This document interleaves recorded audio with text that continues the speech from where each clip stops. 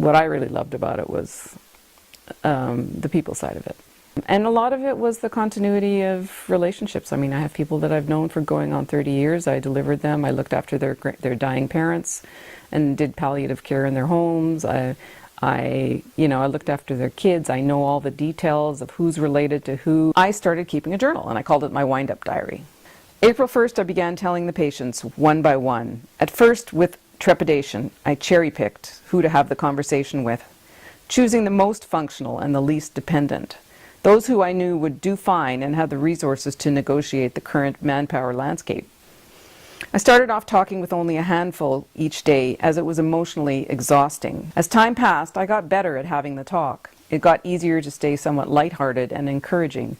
And I began telling everyone, even those who were for whom this is going to be quite a difficult transition. After all, we'd been together in this very privileged relationship, some for over 2 decades, through the vagaries of birth, varied health or personal crisis events, family illness or death.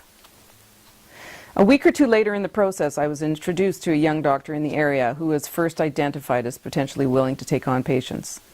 He worked at a clinic with a group, and 2 of them were part of this process. We spoke at length. He was well trained, he was keen, local. So when I added this part into the conversation, that I had a name and a face, and a person for them to see once I was gone, the whole tone of the conversation changed. And the interchange ended with a plan, not with a precipice.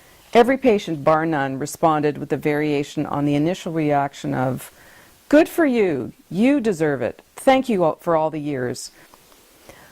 Over the next few weeks, the conversations began to take on a different flavor. Most of the patients were understanding and relieved and positive to have an option for them provided.